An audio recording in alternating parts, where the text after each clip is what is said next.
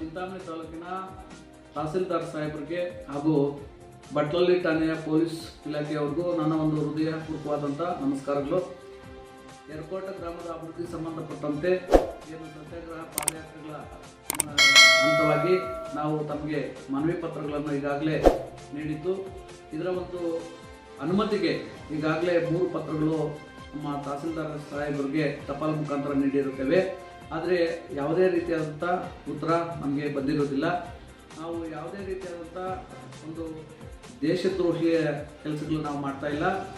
ಒಂದು ದೇಶ ಅಭಿವೃದ್ಧಿಗೋಸ್ಕರ, ಒಂದು ಗ್ರಾಮದ ಅಭಿವೃದ್ಧಿಗೋಸ್ಕರ ನಾವು ಈಗಾಗಲೇ 2 ಹೋರಾಟಗಳನ್ನು ಮಾಡಿದ್ದೀವಿ. 3ನೇ ಹಂತವಾಗಿ ನಾವು ಹೋರಾಟ ಮಾಡಲು ಪ್ರಾರಂಭಿಸಿದ್ದೇವೆ.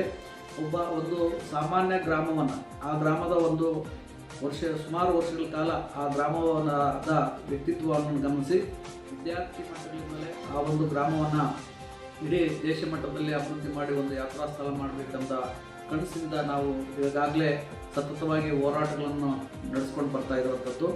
ಇವತ್ತು ತಾವು ಇದಕ್ಕೆ ಅನುಮತಿ ಕೊಡಬೇಕು. ಇದರ ಜೊತೆಗೆ ನಾನು ಈಗಾಗಲೇ ಪತ್ರದ ಮುಖಾಂತರ ಕಳಿಸಿದ್ದೀನಿ. ಏನು ರಾಜ್ಯದ ಮುಖ್ಯಮಂತ್ರಿಗಳಿಗೆ, ಜಿಲ್ಲಾಧಿಕಾರಿಗಳಿಗೆ ನೇರ ಭೇಟಿ ಮತ್ತು ಪ್ರಧಾನಮಂತ್ರಿಗಳಿಗೂ ಸಹ ನೇರ ಭೇಟಿ ತಮ್ಮ ಇಂದ ಅನುಕೂಲ ಮಾಡಿಕೊಡಬೇಕು ಮತ್ತು ಪೊಲೀಸ್ ರಕ್ಷಣೆ ಕೊಡಬೇಕು ಅಂತ ತಮಗೂ ತಿಳಿಸಿದ್ದೀವಿ ಆ ಪತ್ರದಲ್ಲಿ. ಇವತ್ತು 33 ವರ್ಷ ಅಂತ ನಾನು ಆ ಪತ್ರದಲ್ಲೂ ಸಹ ಬರೆದಿದ್ದೀನಿ.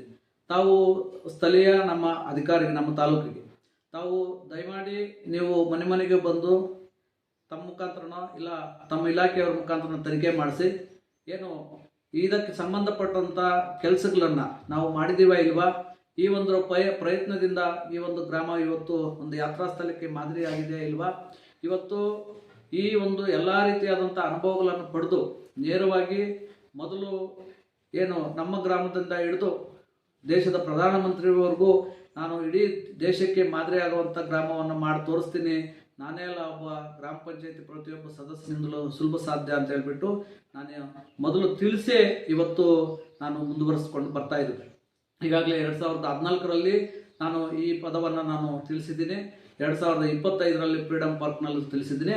ಆದರೆ ನಾವು ನಮ್ಮ ಮಾತು ನಮಗೆ ಬಂದಿರುವಂಥ ಮನವಿ ಪತ್ರಗಳಿಗೆ ಒಂದು ಉದಾಸೀನತೆ ರೀತಿಯಲ್ಲಿ ಕಾಣ್ತಾ ಇದೆ. ತಾವು ದಯವಿಟ್ಟು ಇದನ್ನು ಪರಿಶೀಲನೆ ಮಾಡಿ ತಾವು ಖುದ್ದಾಗಿ ಬೇಕಾದರೆ ನಮ್ಮ ಗ್ರಾಮಕ್ಕೆ ಭೇಟಿ ನೀಡಿ, ಈ ವಿಚಾರಗಳೆಲ್ಲ ಸತ್ಯ ಇದೆ, ಈ ಒಂದು ಸತ್ಯದಿಂದಲೇ ಈ ಹುಡುಗ ಹೋಗ್ತಾ ಇದ್ದಾನ ಅಂತ ಹೇಳೋದ್ರು ನಿಮ್ಮ ಮನಸ್ಸಿಗೆ ಬಂದರೆ ತಾವು ಇದಕ್ಕೆ ಅನುಕೂಲ ಮಾಡಿಕೊಡ್ಬೇಕು. ಇದು ಅನುಮತಿಗಳನ್ನು ಸಹ ಪಡಬೇಕು.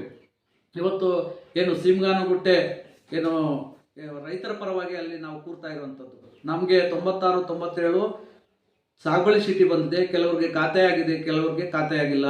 ಈ ಒಂದು ಗೋಮಾಲೆ ಜಮೀನಾಗಿದ್ದರಿಂದ ಈ ಸುತ್ತು ಇರುವಂಥ ಹಳ್ಳಿಗಳ ಪ್ರಾಣಿ ಪಕ್ಷಿಗಳು ಮೇಯಿಸಬೇಕಾದ್ರೆ, ಉಳಿಬೇಕಾದ್ರೆ ಈ ಒಂದು ಜಾಗ ನಮಗೆ ಒಂದು ಸೀಮಿತ ಜಾಗ ಆಗಿರುವಂಥದ್ದು. ಇವತ್ತು ನಮಗೆ ಒಂದು ಮಂಜೂರಾಗಿರೋದು ಸಾಗುವಳಿ ಚೀಟಿ ನಮಗೆ 1 ಎಕರೆ ಬಂದಿದ್ರೆ 4 ಎಕರೆಯಲ್ಲಿ ರೈತರು ಇವಾಗ ಸುಮಾರು 50-60 ವರ್ಷಗಳಿಂದ ಅದರಲ್ಲಿ ಇದ್ದಾರೆ. ಅದರದ್ದು ಇವಾಗ ಅದರ ಮಾಹಿತಿನೇ ಇಲ್ಲ. ಮತ್ತೆ ತಾವು ಸೀಮಗಾನಗುಟ್ಟೆಗೆ ಬಂದಾಗ ಈ ಜಮೀನನ್ನು ನಿಮಗೆ ಬೇರೆ ಕೊಡ್ತೀವಿ ಈ ಸರ್ವೆ ನಂಬರಲ್ಲೇ ಅಂತ ಹೇಳ್ಬಿಟ್ಟು ತಾವು ಹೇಳ್ಬಿಟ್ಟು ಹೋದ್ರೆ, ಮತ್ತೆ ಬೇರೆಯವರು ಬಂದು ಸರ್ವೆ ಮಾಡಿಸಿದಾಗ ಬೇರೆ ಜಮೀನುಗಳು ತೋರಿಸಿರ್ತಾರೆ.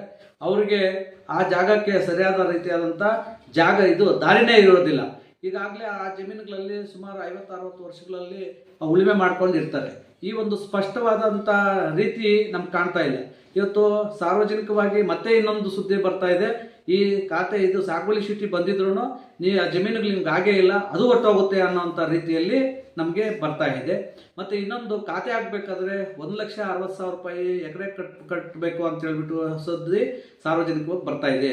ಈ ಎಲ್ಲ ರೀತಿಗಳನ್ನ ನೋಡಿದಾಗ ನಾವು ಇವತ್ತು ಆ ಕಲ್ಲು ಬಂಡೆಗಳಿದ್ದಂಥ ಜಮೀನನ್ನು ನಾವು ಲಕ್ಷಾಂತರ ರೂಪಾಯಿ ಖರ್ಚುಗಳು ಮಾಡಿಕೊಂಡು ಅಲ್ಲಿ ಒಂದು ಸುಮಾರು 2015ರಿಂದ ಹಲವಾರು ರೀತಿಯಾದಂಥ ಜನಪರ ಕಾರ್ಯಕ್ರಮ ಮಾಡಿಕೊಂಡು ಏನು ಯರಕೋಟೆ ಆ ಗ್ರಾಮದಿಂದ ದೋಮನಪಲ್ಲಗಡ್ಡೆಗೆ ಸರಿಯಾದ ರಸ್ತೆ ಇರಲಿಲ್ಲ, ಕಾಲ್ದಾರಿ ಮಾತ್ರ ಇತ್ತು. ಇವತ್ತು ನಮ್ಮ ಸ್ವಂತ ಖರ್ಚಿನಿಂದ ಮತ್ತೆ ಅದನ್ನು ಒಂದು ರಸ್ತೆ ರೂಪದಲ್ಲಿ ರೆಡಿ ಮಾಡಿದ್ದೀವಿ. ಮತ್ತು ಅಲ್ಲಿ ಒಂದು ಪ್ರಾಣಿ ಪಕ್ಷಿಗಳಿಗೆ 2015ರಿಂದ ನಾವು ಸತತವಾಗಿ ಒಂದು ಕುಡಿಯುವ ನೀರಿನ ವ್ಯವಸ್ಥೆ ಮಾಡಿದ್ವಿ. ಜಿಂಕೆ, ಮೇಕೆ, ಕುರಿ ಹಸುಗಳಿಗೆ ಎಲ್ಲ ರೀತಿಯಾದಂಥದ್ದು. ಮತ್ತು ಅಲ್ಲಿ ಚಿಕ್ಕದಾಗಿ ನಾವು ಏನು ಬಾಬಾ ಶಿರಡಿ ಸಾಯಿಬಾಬಾ ದೇವಸ್ಥಾನ ಅಂತ ಮಾಡಿ ಅಲ್ಲಿ ಬಡವರಿಗೆ ಒಂದು 2 ಉಚಿತವಾದಂಥ ಮದುವೆಗಳು ಮಾಡಿದ್ದೀವಿ. ಒಂದು ಇದು ರಾಜ್ಯ ಮಟ್ಟದ ಒಂದು ಯೋಗ ಪ್ರದರ್ಶನ, ಭರತನಾಟ್ಯ ಕ್ರೀಡಾಪಟುಗಳಿಂದ ನಾವು ಅಲ್ಲಿ ಪ್ರದರ್ಶನ ಮಾಡಿಸಿದ್ದೀವಿ. ಅನ್ನದಾನ ಮಾಡಿದ್ದೀವಿ. ಶಾಲಾ ಮಕ್ಕಳಿಗೆ, ಪ್ರತಿಭಾವಂತ ಮಕ್ಕಳಿಗೆ ಸನ್ಮಾನಗಳು ಮಾಡಿ ಒಂದು ಪ್ರಸಾದ ವಿನಿಯೋಗ, ಕುಡಿಯುವ ನೀರು ವ್ಯವಸ್ಥೆ, ಈ ಎಲ್ಲ ರೀತಿಯಾದಂಥ ಒಂದು ಸುಮಾರು ವರ್ಷಗಳಿಂದ 2015ರಿಂದ ಇಲ್ಲಿವರೆಗೂ ಸಹ ನಮ್ಮ ಕೈಲಾಗುವಂಥ ನಾವು ಕೆಲಸಗಳು ಮಾಡ್ತಾ ಇದ್ದೀವಿ. ಕೊರೋನಾ ಬಂದಾಗಿದ್ದ ಆ ಕೆಲಸಗಳು ಕಡಿಮೆ ಆಗಿದೆ. ಅಲ್ಲಿ ಒಂದು ಚಿಕ್ಕದಾಗಿ ಚೆಟ್ಟು ಕಟ್ಬಿಟ್ಟು ಸುತ್ತು ಇರುವಂಥ ಏನು ಹಳ್ಳಿ ಒಂದು ಮಹಿಳಾ ನಿರುದ್ಯೋಗಿಗಳಿಗೆ ಟೈಲರಿಂಗ್ ಸಹ ಮಾಡಬೇಕು ಅಂತ ಹೇಳ್ಬಿಟ್ಟು ಆ ಕಟ್ಟಡ ಮಾಡಿದ್ದೀವಿ. ಅದು ಕಾರಣಾಂತರಗಳಿಂದ ಮಾಡೋಕ್ಕಾಗಲಿಲ್ಲ. ಇವತ್ತು ಈ ಒಂದು ಖಾಸಗೀಕರಣಕ್ಕೆ ಹೋಗ್ತಾ ಇದೆ ಅಂತ ಹೇಳಿದಾಗ ನಮಗೂ ಒಂದು ಆತಂಕ ಇದೆ. ಹಿಂದೆ ಏನು 2025ರಲ್ಲಿ ಇದು ಬರೋಕ್ಕಿಂತ, ಈ ಸುದ್ದಿ ಬರೋಕ್ಕಿಂತ ಮುಂಚಿತವಾಗಲೇ ನಾವು ಏನು ಮುಖ್ಯಮಂತ್ರಿಗಳ ಒಂದು ಮನವಿ ಪತ್ರದಲ್ಲಿ ಆ ಒಂದು ಜಾಗದಲ್ಲಿ, ಸರ್ಕಾರದ ಜಾಗದಲ್ಲಿ ಒಂದು 6 ಎಕರೆ ನಮಗೆ ಗೋಶಾಲೆ ಮತ್ತು ಅನಾಥಾಶ್ರಮಕ್ಕೆ ಒಂದು ಜಾಗ ಗುರುತಿಸ್ಕೊಡ್ಬೇಕು ಅಂತ ಮನವಿ ಕೊಟ್ಟಿದ್ದೀವಿ. ಆ ಪತ್ರವು ತಮಗೆ ಬಂದಿದೆ. ಇದರ ಒಂದು ಯಾವುದೇ ರೀತಿಯಾದಂಥ ಮಾಹಿತಿ ಇಲ್ಲ.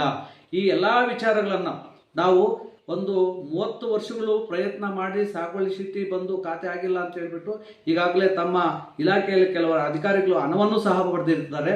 ಆದರೆ ರೈತರಿಗೆ ಅನುಕೂಲವಾಗಿರುವಂಥ ರೀತಿಯಲ್ಲಿ ಕಾಣಿಸ್ತಾ ಇಲ್ಲ. ಇದರಿಂದ ಈ ಒಂದು ನೋವಿಂದ ನೇರವಾಗಿ ಜಿಲ್ಲಾಧಿಕಾರಿಗಳು ಬರೋವರೆಗೂ ನಾವು ಅಲ್ಲಿ ಉಪವಾಸ ಸತ್ಯಾಗ್ರಹ ಮಾಡ್ತೀವಿ.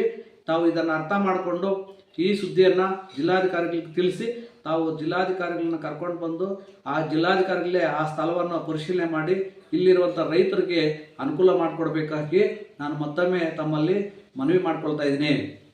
ಮತ್ತು ಇದರ ಜೊತೆಗೆ ನೇರವಾಗಿ ಮುಖ್ಯಮಂತ್ರಿಗಳ ಮತ್ತು ಪ್ರಧಾನಮಂತ್ರಿಗಳ ಭೇಟಿಗೂ ಸಹ ಮತ್ತು ಆ ಒಂದು ಹೋರಾಟಕ್ಕೆ ತಮ್ಮ ವ್ಯಾಪ್ತಿಗೆ ಬರುವಂಥ ಏನು ಚಿಂತಾಮಣಿ ತಾಲೂಕು ವ್ಯಾಪ್ತಿಗೆ ಬರುವಂಥ ಏನು ಪೊಲೀಸ್ ರಕ್ಷಣೆ ಕೂಡ ತಾವು ಕೊಡಬೇಕಾಗ್ತದೆ ಅಂತ ಹೇಳ್ಬಿಟ್ಟು ತಮ್ಮಲ್ಲಿ ಪೊಲೀಸ್ ಮತ್ತು